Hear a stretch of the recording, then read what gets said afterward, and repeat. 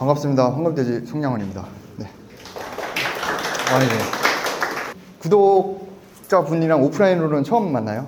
뭐 팬미팅은 아니지만 어쨌든 그 평소에 영상 잘 봐주셔서 감사하고, 제가 여기서 강의를 하고 있습니다. 제가 강의를 하고 있고 강의장인데 강의가 아닌 자리는 제가 처음이에요. 그래서 오늘 지금 살짝 어색하긴 한데 그래서 요즘에 부동산 시장도 좀 안 좋잖아요, 그죠? 그래서 신축은 더 안 좋아요.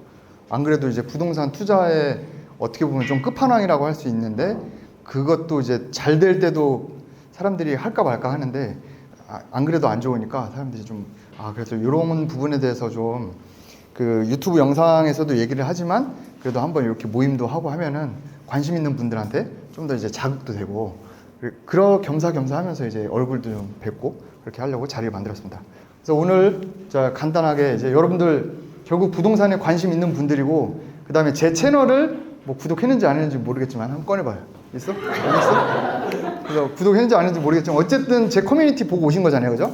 그러면 일단은 뭐 건물을 짓는 거나 신축이나 이런 거에 조금은 관심 있는 분들이라 생각을 하고, 그 다음에 이제 어쨌든 재테크에 관심 있는 분들은 나중에 이제 관심 갖고, 그 건물주가 아닌 사람이랑 차이점은 딱 하나입니다. 그냥 하냐 안 하냐의 차이거든요. 물론 돈이 있냐 없냐의 차이도 있는데 돈이 없어도 어쨌든 더 어떻게 되거든요. 그래서 예비 건물주, 여러분들 다 건물주, 이미 건물주이신 분도 계실 수도 있겠지만 그런 분들을 위해서 간단하게 이제 그냥 얘기하는 시간을 제가 가졌습니다. 저는 이제 뭐 유튜브 보셨던 분들은 알겠지만 원래 직장 다니다가 최근에 작년부터 해서 이제 건물 짓고, 오늘 오후에도 임장 갔다 왔어요. 저기 성수동 위에 송정동이 요즘 또 뜬다 그래가지고 고소영이 거의 건물 샀다 그러더라고. 그래서 동네가 어떤가, 그래서 부동산 갔다가 물건도 보고, 이제 같이 저 수강생이랑 같이 갔어요. 수강생 분들 중에 마음 맞는 분들이랑 같이 가가지고 거기 건물 좀 살까 하고, 아무튼 저 투자도 열심히 하고 있습니다. 강의도 하고 있고, 그 강의 들은 분들 중에 건물 짓고 싶은데 혼자 하기 좀 힘든 분들은 제가 좀 도와드리고 있어요. 그래서 그런 한 10명 정도 PM도 하고 있고, 지금도 건물 짓고 있습니다. 여기 그 20대 계신가요? 20대. 20대. 50대 이상. 50대 이상. 되게 동안이세요. 진짜 50대 이상이요? 네. 와. 요즘에는 제 강의 듣는 분들 40대가 제일 많아요. 40대 제일 많고, 그 다음에 30대고, 50대 이상 분들은 꽤 계시는데, 요즘에는 다 관리를 잘 하셔가지고 동안이 많은 것 같습니다. 근데 제가 처음에 강의할 때 화도 던지는 게 있는데, 결국에 제 강의 들으러 오는 분들이 돈 벌려고 오는 거거든요. 근데 돈 버는 방법이 주식, 비트코인, 부동산 이렇게 크게 세 가지가 있잖아요. 거기 플러스 알파가 있으면 사업이죠, 사업하는 건데, 부동산 투자 중에서도 이제 신축이라는 카테고리를 정해서 오는데, 그 여러분들이 그 수강생분들이나 많은 분들이 돈을 벌고 싶어 하는데, 그 돈을 어떻게 버는지에 대해서는 조금 약간 그 명확한 목표의식이 좀 없는 것 같아요.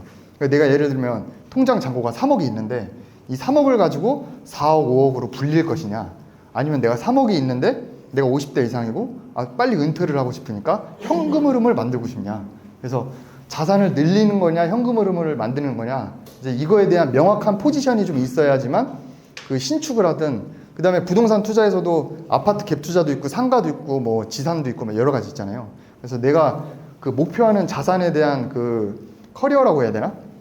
그 목표, 중장기 목표나 아니면 단기 목표에서 돈을 어떻게 불려서 이제 뭐 현금 흐름을 만들고, 그 다음에 내가 퇴사를 언제 하고 뭐 이런 거에 대한 명확한 게 있어야 신축을 할 때도 좀 내가 어떻게 신축할 건지 그런 포커싱이 좀 되거든요. 근데 그런 부분에 대해서 조금 좀 정립이 의외로 안 돼 있는 분들이 있어요. 그냥 막연하게 그냥 돈 벌고 싶다, 이제 그런 게 있는 것 같고. 근데 이제 대부분의 궁극적으로는 30, 40대 분들은 20대 마찬가지고 자산이 없기 때문에 자산을 불리고 싶어 해요. 그 다음에 50대 이상 분들은 그 자산을 불리는 것도 좋지만, 자산을 불리는 거는 대부분 어느 정도 리스크가 있거든요. 왜냐면 주식이나 비트코인은 사서 올라야 되고, 갭 투자도 뭔가 사놨는데 올라야 되잖아요, 그죠? 올라야 되니까 어느 정도 이제 투자라는 건 리스크가 있는데, 현금으로 만드는 거는 사실은 그 리스크라기보다는 좀 공부만 좀 하면 되거든요. 그러니까 대표적인 부동산 투자로는 상가가 있겠죠, 상가. 근데 이제 신축으로 이제 어떻게 투자를 하느냐 했을 때, 이제 자산을 증식하는 거랑 현금 흐름이 있거든요. 근데 여러분들 단독 건물, 공동 건물이 있어요. 단독 건물은 뭐냐면은 건물주인 거죠, 건물주. 그 다음에 공동 건물은 아파트라고 보시면 돼요, 아파트. 아파트 101호랑 102호 사는 사람이 다르고 집주인이 다르잖아요. 건물은 하나인데, 그죠? 여러분들 빌라도 그렇죠. 빌라도 101호랑 102호랑 주인이 다르잖아요. 그죠?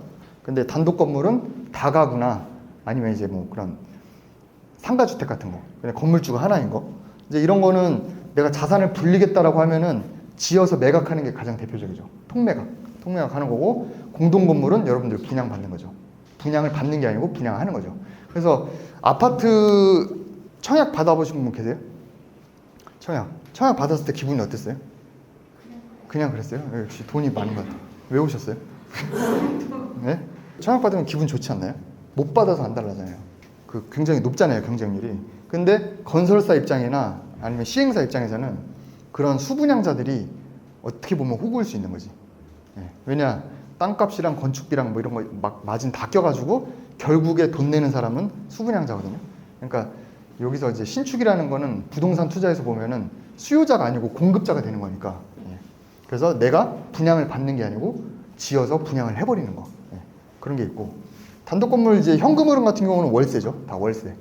근데 대부분 여러분들이 건물주가 그 조물주 위에 건물주라고 하는데, 조물주 위에 건물주가 있는 이유는 이 현금 흐름 때문에 그렇죠. 월세. 근데 이제 이 월세를 받으려면 사실은 자산이 좀 많이 필요하긴 합니다. 그러니까 예를 들면 제가 원룸이 방이 14개가 있는데 그거를 싹 다 전세로 맞추면 이게 되겠죠. 그죠? 싹 다 전세로 맞추면 이게 되고, 만약에 그걸 다 월세로 맞추면 현금 흐름이 나오겠죠.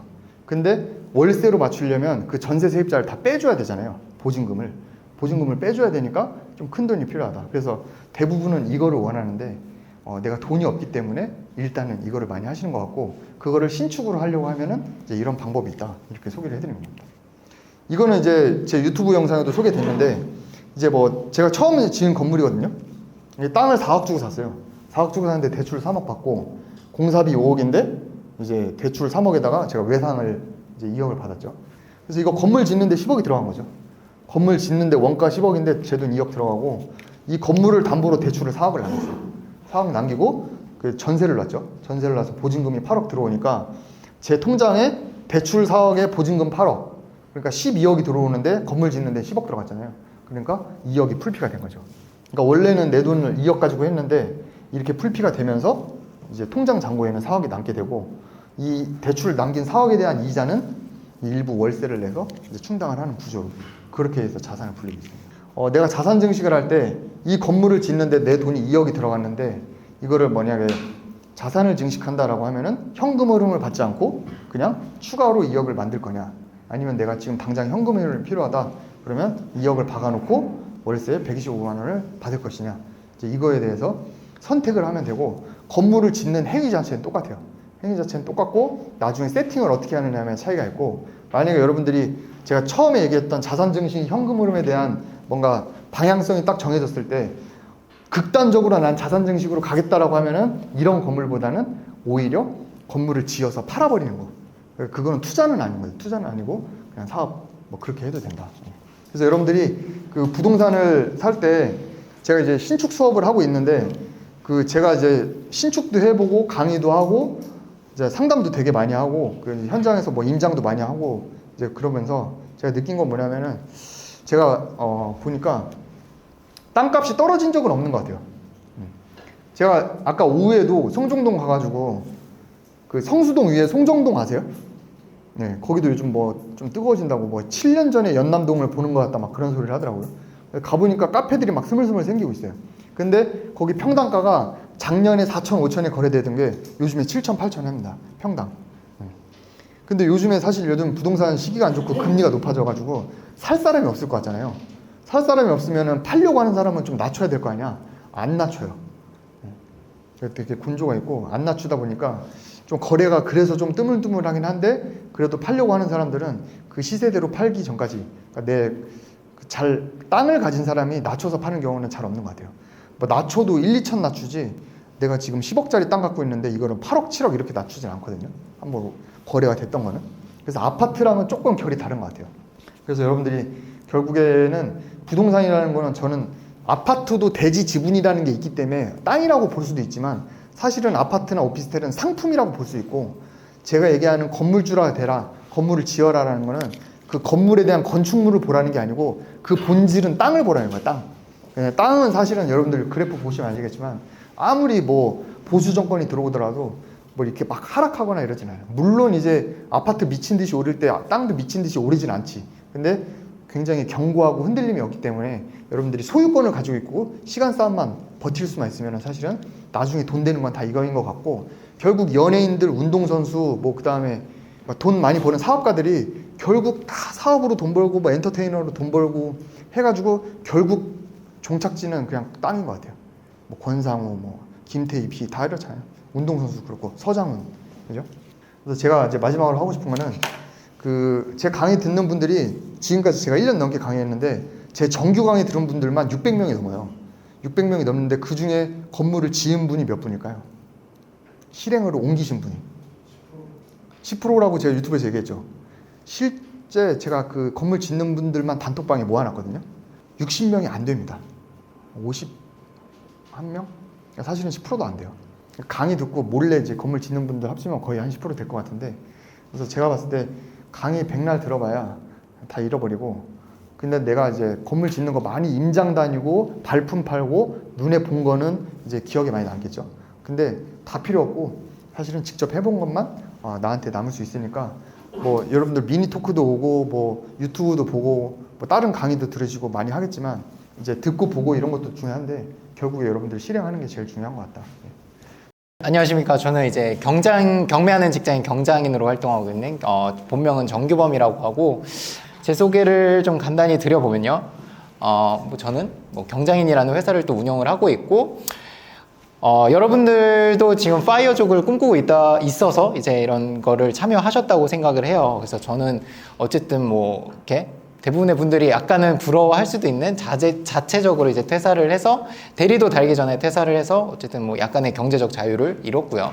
2020년 12월에 퇴사를 해서 지금까지 이제 회사를 운영하면서 살아가고 있고, 현재 이제 경장인 TV를 이제 운영 중인데 구독자 19,000명에서 이제 최근엔 좀 많이 올라서 23,000명까지 올라 있고요. 그다음에 이제 제가 갖고 있는 건 빌라 3채, 오피스텔 14채, 그리고 아파트 2채를 보유하고 있습니다. 여러분들이 생각하시기에 뭐 이렇게 부동산이 많으면은 제일 먼저 드는 생각이 어떤 거죠? 세금을 너무 많이 내지 않을까? 뭐 저 사람 뭐 보유세 아니면 뭐 종부세 이런 거 어떡하지? 그리고 대출 이자 막 올라갈 텐데 어떻게 그걸 감당하냐? 뒤에서 다 설명을 드리겠습니다. 전혀 문제가 없고, 오히려 제가 뭐 황금돼지님도 정말 리스펙하는 게 그런 부분이에요. 요즘 뭐 뉴스 기사도 제가 뒤에 넣어드렸지만 보시기에 지금 분위기가 확실히 뭐 상승장은 아니잖아요. 분위기가 막 꺾여 있고 막 다 떨어질 것 같고 뭐 반값이 될 것 같고 이렇게 미디어에서 다루는데, 황금돼지님도 그러고 저도 그러고 이런 식의 더 적극적으로 투자를 하거든요. 저 사람 제가 뭐 정신 나가서 그렇게 하는 게 아니라 사실 뒤에서 말씀드릴 부분이 쌀 때 사야 된다. 진짜 저는 찐 투자자들은 하락기 때 어떻게 움직이는지 보거든요. 상승장 때 투자하는 건 여러분들도 그렇고 다 누구나 할 수 있어요. 근데 진짜 투자자들은 하락기 때 정말 싸게 사는 방법을 취해서 싸게 취득을 하고 나중에 올랐을 때 싸게 산 거 플러스 오르는 걸 다 먹거든요. 그런 부분들을 오늘 좀 설명드리려고 합니다. 그래서 저 또한 요즘 들어서 일주일에 한 3번 정도는 경매장에 가서 입찰을 하고 있고, 한 번 갔을 때 뭐 한 개만 입찰하는 게 아니라 2개, 3개 이렇게 입찰을 해요. 그걸 어떻게 할 수 있었는지 좀 설명을 드리겠습니다. 그래서 뭐 월급쟁이 부자들에서도 뭐 경매 강의를 하고 있고요. 그리고 뭐 책도 출간을 작년 말에 했었습니다. 그래서 뭐 지금 또 출간을 준비하고 있어서 여러분들이 어쨌든 소액으로 할 수 있는 투자처가 어떤 게 있을까? 지난번에 출간했던 거는 뭐 경매에 취중되어 있었다면, 이제 경매 외적으로 뭐 지방 아파트라든지 어떻게 돈을 모으고 투자 마인드를 어떻게 기를 수 있는지에 대한 뭐 책도 준비 중이니까 뭐 많은 관심 가져주셨으면 좋겠습니다. 9월이었는데 약간 미뤄져서 10월 중순에 출간이 될 것 같아요. 그래서 일단은 기사 하나를 좀 보여드리고 싶은데, 여러분들한테 한번 질문을 드려볼게요. 이 기사들, 요즘 나오는 이런 기사들, 금리 인상 부담에 전국 아파트 낙찰가율 최저치, 그리고 금매도 소화 안 되는데 뭐 누가 경매장에 가느냐, 뭐 이런 동반 침체, 그리고 경매 낙찰가율 63%, 20개월 만에 최저. 이거는 제가 실제 강의로도 뭐 도입부에 쓰는 자료기는 합니다. 그래서 이 기사를 보면 어떤 생각이 드세요? 사고 싶어요. 그럼 일단 투자 마인드가 준비가 되신 분이고, 일단 여기까지 오신 분들은 어느 정도 투자 마인드가 그래도 되셨다고 저는 생각이 들기는 해요. 근데 그럼에도 이런 기사를 보면 사실 좀 막막할 수가 있어요. 왜냐면 하락기일수록 제대로 된 투자를 하지 않으면 진짜 망할 수도 있거든요. 정말 내가 제값 주고 샀는데 그게 떨어지면 무조건 손해잖아요. 그래서 제가 말씀드리는 건 제가 지금 취하고 있는 뭐 경매 투자라든지 아니면 정말 애초에 뭐 이렇게 저평가돼 있는 거를 산다든지 이렇게 취하셔야 됩니다. 지금 정말 뭐 그런 사람이 있지는 않겠지만 아파트 뭐 공인중개사한테 가서 아파트를 제값 주고 사거나 이러면 정말 큰일 날 수도 있어요. 왜냐면 금리 인상이라든지 환율 올라가는 속도 보면 어쨌든 하락기라는 게 뭐 단기간에 끝날 것 같진 않아 보이거든요. 장기적으로 금리도 계속 올릴 기조를 보이고 있고, 그래서 좀 장기적인 여러분들의 어떤 포지션이 필요하다라고 했을 때 무조건 싸게 사야 됩니다. 그래서 그게 이제 경매장에 요즘 사람들도 없고 해서 제가 예전에는 한 10% 정도 싸게 사는 걸 말씀을 드렸는데 아파트 기준으로 이제는 20%더 나아가서 전세가 수준으로 낙찰을 받을 수가 있어요. 그렇기 때문에 제가 지금 거의 매일같이 이제 경매장에 가는 거고요. 왜냐면 전세가에 받으면 전세 세팅하면 돈이 그대로 들어와요. 뭐 물론 취득세는 나가겠죠. 그러니까 그 정도 수준으로도 낙찰이 되니까 정말 하락기가 길어져서 이게 정말 전세가까지 내려올까? 내려올 수도 있겠죠. 근데 그거는 어쨌든 내가 싸게 샀으니까 내려오더라도 나는 본전인 거잖아요. 그런 생각들을 하셔야 된다라고 저는 말씀을 드리고 싶습니다. 그래서 이런 때일수록 이렇게 미디어에서 이렇게 집을 사면 안 되는 것처럼 얘기를 할수록 여러분들은 부자가 되고 싶으시다면 더 적극적으로 투자를 하셔야 돼요. 여러분들이 생각해보면 미디어가 말하는 대로 따라서 부자가 된 사람은 절대 없어요.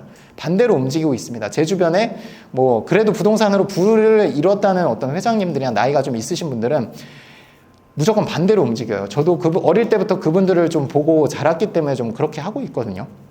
그래서 여러분들 주변에 지금 투자하는 사람이 없을 뿐이지 사실 진짜 투자하는 사람들끼리 모이면 이런 거 보면서 진짜 코웃음을 칩니다. 아, 얘네 또 일반 대중들 또 집 못 사게 하려고 이렇게 또 움직이고 있구나. 왜냐면 주관성이라는 게 어쨌든 기사에 다 들어가는 거니까요. 일단은 그런 것 같아요. 하락기인데 무슨 투자할 것도 경매로. 근데 IMF 때를 보면은 제 주변에 저는 이제 뭐 IMF 때 워낙 뭐 초등학생이었으니까 IMF 때를 제가 뭐 정확히 기억은 못하지만 저는 제가 유리한 거라면 그래도 아버님이 좀 투자를 IMF 이전부터 하셨기 때문에 다 겪으셨거든요.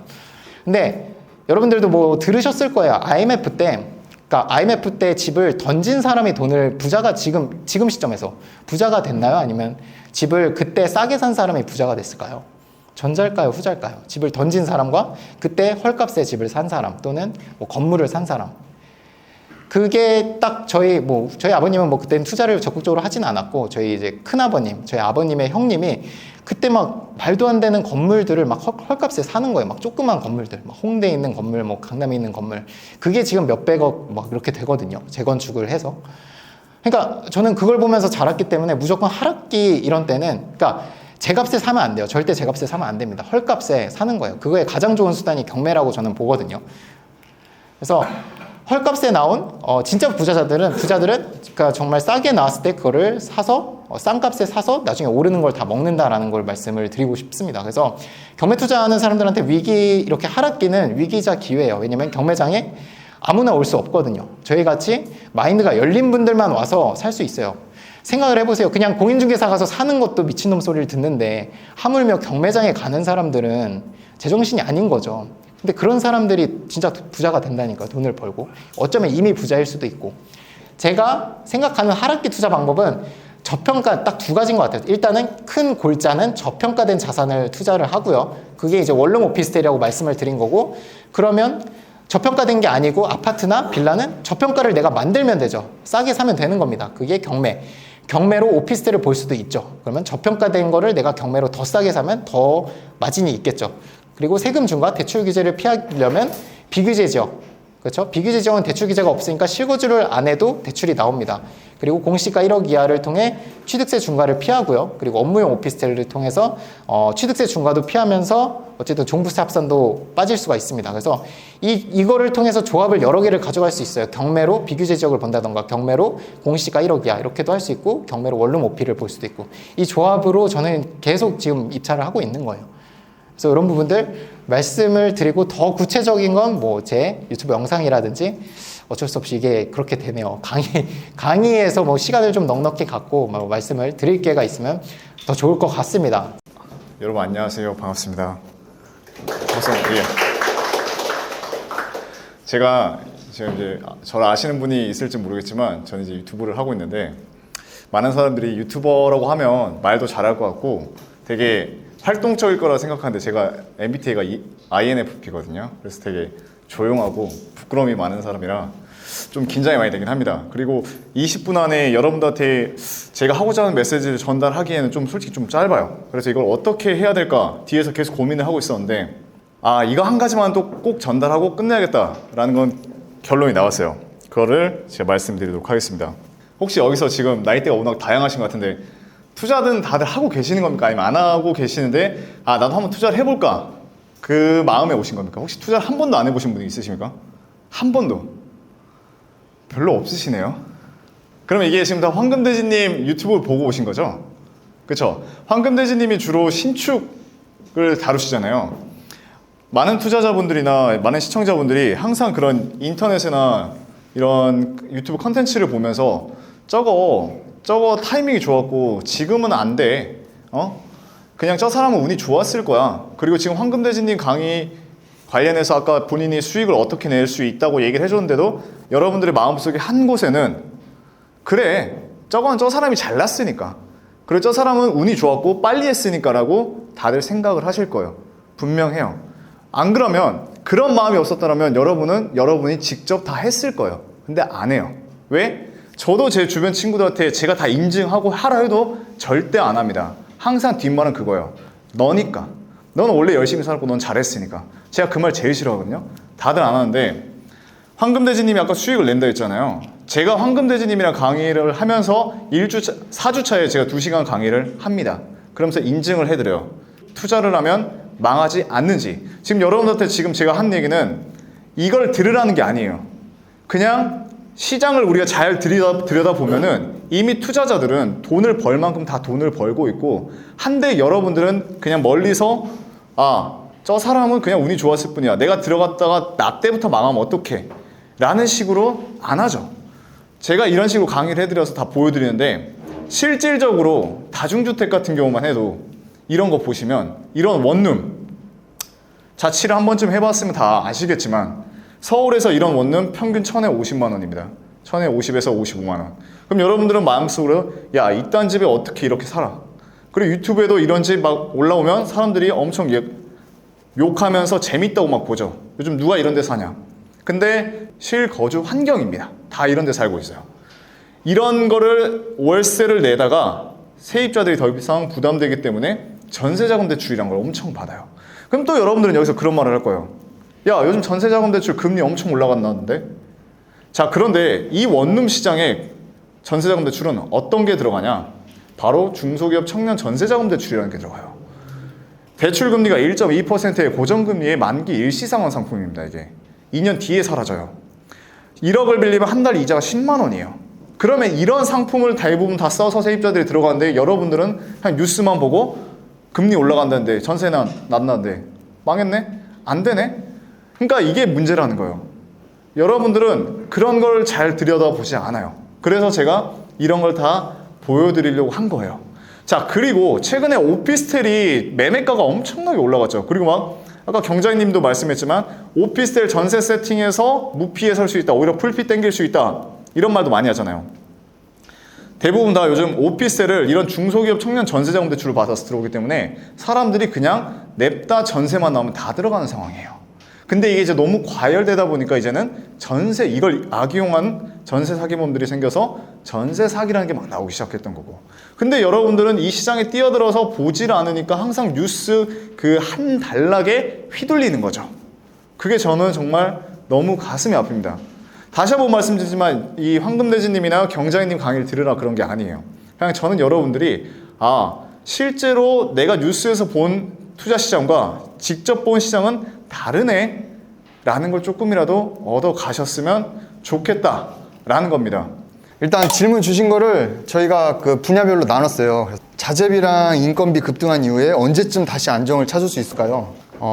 자재비 급등과 안정이 주택 매매 가격에 언제쯤 반영될지 제 의견을 물어보셨는데 길게 보면은 안정은 안 될 것 같아요. 길게 보면. 근데 당장 보면은 향후 6개월 이내에는 조금 안정될 것 같습니다. 그래서 제가 작년에 건물 지을 때 철근값이 100만 원 중반대였는데 지금 100만 원 초반이거든요. 원래 제가 처음 계약할 때 막 60만 원, 70만 원대였어요. 그래서 작년에 철근값 폭등 있을 때 대비해서는 그때는 이슈가 있어서 올라간 거라서 단기적으로는 좀 내려갈 것 같긴 한데 지금 자재 유통하는 분들이 뭐 사재기 해놓은 것도 좀 있어가지고 근데 이제 중장기적으로 보면 사실 짜장면 값 오르는 거랑 똑같으니까 시세로 그 신축할 때 공사비 평당 얼마인지랑 처음 건물 짓는 사람이 그 건물 지어도 시공사 외상 가능한지거든요. 요즘 평당 공사비 800 정도예요. 네, 800 정도 하고 근생은 650에서 700 근생은. 네. 근데 이제 평당 공사비가 보통 그렇고 이제 아까 제가 얘기했는데 지하를 파냐 안 파냐. 지하를 파면은 이제 평당 800 하고 거기에 플러스 알파 5천에서 1억 정도 더 들어가니까 그 원가가 그만큼 더 늘어나는 거잖아요. 근데 반지하나 지하는 임대료가 싸잖아요. 그러니까 그만큼 더 원가를 들였을 때 그 임대료가 더 나은 게 사업성이 나오냐 이제 그거 따지는 게 중요한 것 같고 두 번째 질문은 처음에 건물 짓는 사람도 시공사 외상을 해주죠. 그게 관례적으로 해줘요. 그게 오픈되어 있진 않는데 시공사에서 보통 공사비의 20%에서 30% 정도는 외상을 해주는데 단 그런 게 있죠. 자, 여러분들이 건물을 뭐 짓느냐가 중요해요. 자, 원룸을 지으면 원룸은 분양을 하나요? 임대를 하나요? 임대를 하죠. 임대는 빨리 나가나요? 늦게 나가나요? 빨리 나가죠. 서울 기준이에요. 그러면 돈이 회수가 빨리 돼요? 늦게 돼요? 그걸 시공사도 알아요. 그러니까 빌려주는 거예요. 그러니까 시공사는 은행처럼 내가 빌려줄 테니까 2년 동안 이자내다가 2년 뒤에 만기일시 상환해 이런 게 아니잖아요. 일단 빌려줄 테니까 준공 후 2개월 이내에 갚하거든요. 그럼 2개월 이내에 갚을 돈이 있어야 빌려주는 거니까 내가 만약에 상가 건물을 짓는다. 상가는 전세가 있어요? 없어요? 거의 없죠. 간혹가 돼 있어요. 거의 없다고 보면은 월세죠. 월세 보증금은 작아요? 커요? 작죠. 그러면 내가 만약에 공사비가 10억인데 내가 3억을 빌려줬어. 근데 그 상가 건물을 짓는 거야. 그러면은 거기 월세 보증금만 합쳐봐야 뭐 1억에서 2억 정도 할 거란 말이에요. 그런 거는 찐으로 20%가 있어야겠죠. 그 다음에 내가 지어서 팔겠다. 지어서 분양을 하겠다라는 거는 분양은 빨리 돼요? 늦게 돼요? 요즘 같은 시대에? 존나 늦게 되겠죠. 시장이 좋아도 빌라는 그렇게 빨리 분양 안 돼요. 그러니까 내가 공사비가 빌라 같은 경우는 20억인데 내가 공사비를 만약에 5억을 시공사한테 외상을 했다. 그러면 그 5억을 준공 나고는 갚아야 되는데 내가 분양을 해가지고 갚을게? 그럼 시공사가 안 빌려주지. 그럼 퇴사하셨다고 들었습니다. 혹시 다른 파이프라인이 있으셨던 거죠? 작게 강의를 했었습니다. 그러니까 뭐 타링 그때는 이제 제가 경장인이라는 어떤 뭐 유튜브 채널도 없었고 제가 지금처럼 이렇게 많은 분을 알게 되기 전이어가지고 그때는 타링이나 프립 이런데 이제 소규모로 하는 약간 스터디 리더 과목 약간 발표하는 느낌으로 하는 그런 걸 만들 수 있었거든요. 지금도 아마 될 거예요. 그래서 거기서 작게 뭐 수강생분들 모셔가지고 몇 분 모셔가지고 이제 강의하고 그리고 온라인 플랫폼에도 이제 강의 올라가 있는 게 좀 있었고 초창기에. 그래서 거기서 들어오는 것들이 나머지 부분이었습니다. 우리 경장이님이랑 러셀님이 바쁜 분인데도 불구하고 예, 와서 이제 시간 내주셨으니까 두 분한테 박수 한번 쳐주실까요? 아, 오셨는데 그냥 가시면 조금 서운하니까 그 경품 추천도 제가 마련했습니다.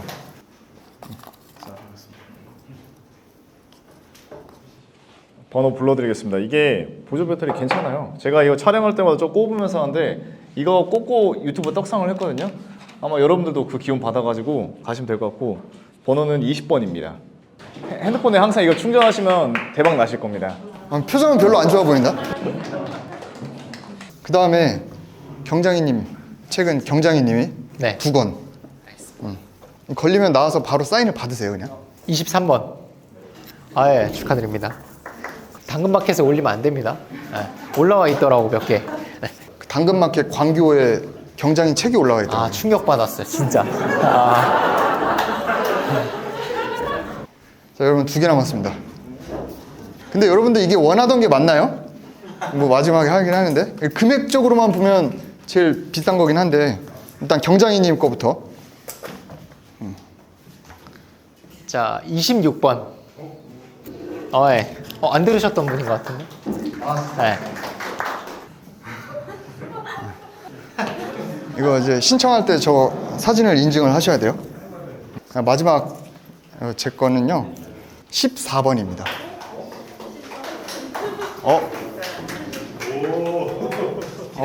아, 그래요? 네. 기대를 안 했군요. 네. 아, 될지. 아, 네네. 여러분 진짜 이게 강의 홍보는 아닌데 황금대지님은 정말로 사람이 참 괜찮은 사람 같아요. 참 계산적인 면도 없고 8주 동안 강의에 있어서 정말 많은 걸 퍼주시는 분이긴 하거든요.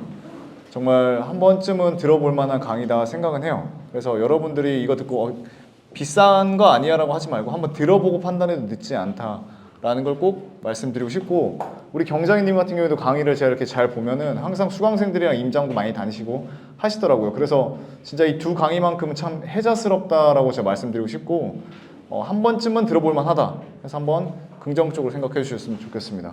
아, 제가 사실 뭐 개인적인 거긴 하지만 어린 애가 둘이어가지고 사실 저녁 시간에 이렇게 나오는 게 쉽진 않았는데, 또 황금대지님 앞에서 뭐 얘기했던 대로 정말 진심되신 분이고, 뭐 강의가 끝나서도 항상 애프터로 수강생들이랑 모임도 많이 하시고 여기서 뭐 회식 같은 것도 하시는 것 같아요. 그래서 강의 들으시면 좋을 것 같고, 저도 이제 그런 것들을 만들어 갈 거거든요. 그러니까 오랜만에 나와서 저도 기분이 좋았고, 종종 이런 모임 만들거나 아니면 황금대지님이 또 초대해 주시면은 또 나올 테니까 또 한번 와서 또 같이 얼굴 보는 시간 가졌으면 좋겠습니다. 너무 감사했습니다.